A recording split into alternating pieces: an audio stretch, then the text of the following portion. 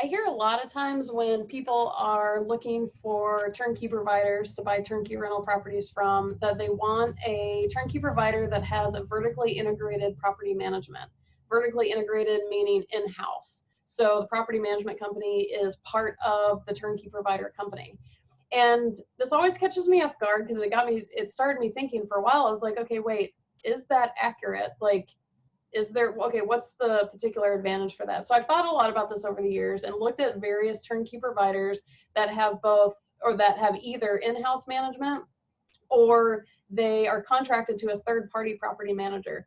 And my conclusion about this whole thing is that really the pros and cons of both ways that it can be involved with a turnkey provider is it balances out. I don't think that there's one option greater than the other. So in thinking of the in-house property management, the pro to that is, or at least the theory is that if the property management company is vertically integrated with the turnkey provider company, they have a huge incentive to perform correctly.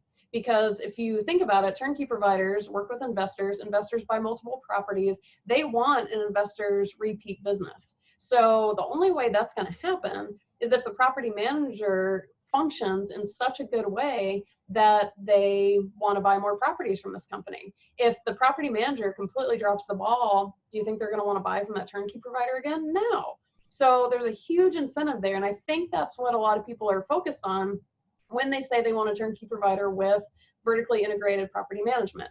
Now, the downside, in my opinion, though, and this is something I think people don't think about, is if you look at a turnkey provider, and I've said this in other videos, turnkey providers are really good at what they do, which is finding distressed properties, good ones, negotiating the deals, rehabbing. Like, turnkey providers are essentially house flippers, and that is a very technical skill set, of which they're fantastic at. But property management is different from a technical skill set. It is a customer service oriented skill set. And so if you have a company that is very good on the technical side, for the most part, with a couple of exceptions of turnkey providers are not all that great at customer service a lot of the time. So a lot of times what I've seen with the vertically integrated property managers is that you have these technical people creating the customer service based portion of their business. They're just not, it's not their specialty. It's not their expertise. They're really just providing it because it's part of the turnkey model. Whereas if you have a third-party property management company or property manager, property management is all they do. That's it. So in theory, they're kind of more specialist at this particular segment of the equation. So yeah, I mean, the incentive, some could say that is there because, you know, if the turnkey provider is sending so many people to them, if they were to lose that, then it would impact them. But I think the argument is that they're not as incentivized. But the reality is, in my opinion, that they are so much better at property management oftentimes than the property managers that are in-house.